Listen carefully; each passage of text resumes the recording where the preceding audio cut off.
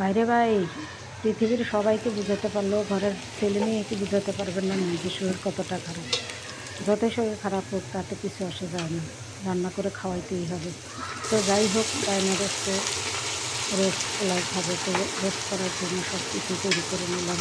মুরগিটাকে দেশি মুরগিটাকে 4 ভাগ করে 2টা মুরগি একটু ভেজে নিয়েছিলাম হলুদ এবং লবণ দিয়ে সামান্য একটু। তো এখানে ভেজে নিয়ে তারপরে মশলা কষিয়ে যে রান্না বসিয়ে দিলাম। আলহামদুলিল্লাহ রান্না হওয়ার পর থেকে আস্তে আস্তে অল্প আগুনের মধ্যে হতে থাকবে। আর এখানে যা যা মশলা দেওয়ার সব কিছুই দিয়েছি। রোস্ট কেমন হইলে শেষ পর্যন্ত অবশ্যই বলবেন আর ভিডিওটা সম্পূর্ণ দেখবেন। এখানে সামান্য একটু চিনি দিয়ে দিচ্ছি। তো আমি আজকে আর কিন্তু যে পেঁয়াজ বেরেস্তা ওইটা কিন্তু খুব একটা তুলে রাখিনি, সামান্য একটুখানি তুলে রেখেছিলাম, একদম লাস্ট ফিনিশিংয়ে দিয়ে দিব। আর এই হচ্ছে আমার রোস্ট রান্নার শেষ পর্যায়ে।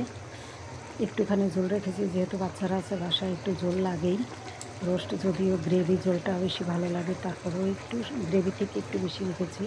আর ঠান্ডা হলে আরও একটু নরম হয়ে যাবে। তো এই হচ্ছে আমার রোস্ট রান্নার শেষ। জানি না কেমন হয়েছে, দেখতে ভালো লাগলে অবশ্যই লাইক করবেন।